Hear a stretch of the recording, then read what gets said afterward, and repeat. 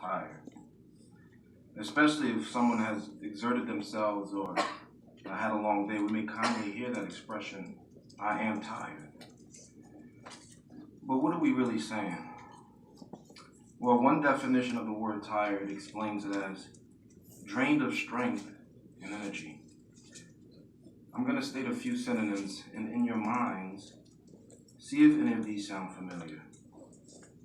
Exhausted, worn out, fatigued, dog-tired, deadbeat, ready to drop,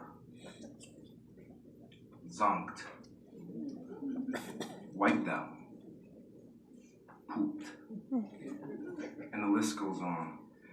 But tired is not the main focus of this talk. Power is. Let's look to our first set of scriptures found in Isaiah chapter 40, verses 25 and 26, to see the source of power. That's Isaiah chapter 40, verses 25 and 26.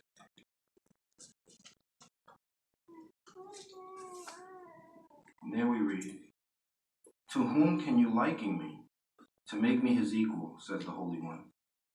Lift up your eyes to heaven and see. Who has created these things? It is the one who brings out their army by number. He calls them all by name. Because of his vast dynamic energy and his awe-inspiring power, not one of them is missing. Yes, the Holy One of Israel, Jehovah, is the one speaking here. He is the source of such power. To show that he is without equal, Jehovah directs attention to the stars of the heavens. Like a military commander who is able to assemble his troops, Jehovah is in command of the stars. If he were to gather or collect all of them together, not one of them would be missing. All of them have a name, all of them in order. What a display of dynamic energy and vigorous power. Therefore, we can be confident that the Creator who commands the stars has the power to support his servants. Jehovah himself invites us all, lift up your eyes to heaven and see who has created these things. You know, astronomers now with their telescopes, their powerful telescopes, they're able to see the observable universe contains as many as 125 billion galaxies. And just one of these, the Milky Way galaxy, which is where we live, contains, according to some estimates, over 100 billion stars. And to think, Jehovah is the source of all dynamic energy. Knowing that should move us then to have deep respect for the Creator and complete trust in his word of promise. And should we have any doubt then that what he promises will come true? Not at all.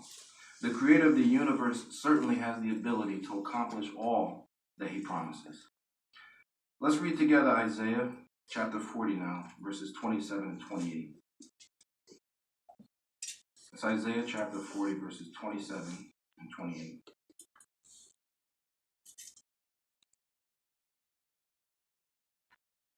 There we read, Why do you say, O Jacob, and why do you declare, O Israel, my way is hidden from Jehovah, and I receive no justice from God? Do you not know? Have you not heard? Jehovah, the creator of the ends of the earth, is a God for all eternity. He never tires out or grows weary. His understanding is unsearchable. Some may think that their way, the hard course of their life, is unseen or unknown by their God. They think that Jehovah is indifferent or unknown. They think that Jehovah is indifferent to the injustices they suffer. They are reminded of the things that they should know, if not from personal experience, then at least from information that has been given to them. But Jehovah is able and willing to deliver his people.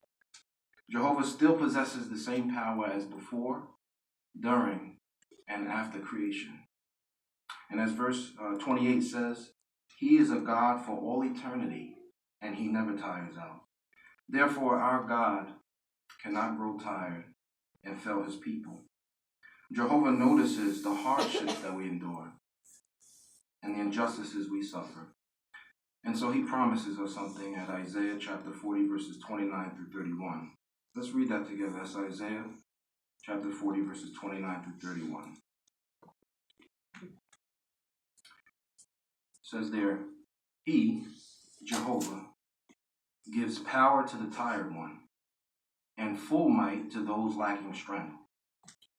Boys will tire out and grow weary, and young men will stumble and fall. But those hoping in Jehovah will regain power. They will soar on wings like eagles. They will run and not grow weary. They will walk and not tire out. Yes, Jehovah gives power to those trusting in him. Jehovah reminds his people that it is characteristic of him to come to the aid of weary ones and for those who look to him for support. Even the most vibrant of humans, boys and young men, may be worn down by fatigue and stumble from exhaustion. But Jehovah promises to give power, unwearied power, to run and to walk to those who are trusting in him. Truly divine support. But then we also see in verse 31, it says, they will soar on wings like eagles. Why is it a fitting illustration for Jehovah to use an eagle here in the Bible? Well, as you can see, an eagle can stay aloft for hours using thermals or columns of rising warm air. Once a thermal is found, the eagle circles within the column, which carries the eagle higher and higher. And when it finally reaches a certain height, it just glides to the next thermal, and then the process is repeated. And if you've ever seen an eagle in flight, you'll notice that once it reaches a certain point, it doesn't even have to flap its wings anymore. It just soars on air, using little to no effort at all. And again, it does this for hours at a time. It's truly amazing to think about. Jehovah's strength can be likened to a thermal or column, and we are like the eagle. You see, we rely on Jehovah, on Jehovah's strength, just like that eagle who relies on the thermal or column. That is how we are able to carry on in our worship to Jehovah, with the strength that God supplies. Truly words of comfort for true Christians living in the last days of this wicked system. With so many pressures and problems in the world, it is reassuring to know that the hardships that we endure and the injustices we suffer do not go unnoticed by our God. We can be sure that the Creator of everything will correct all injustices in his own time and way. Meanwhile, we do not have to endure in our own strength. In fact, Jehovah does not expect us to. But he does expect us to trust and hope in him. If we do so, Jehovah can impart to us power beyond what is normal, to endure despite times of trial. Indeed, Jehovah does give power to the tired one. Let's turn our attention to Brother Patroni.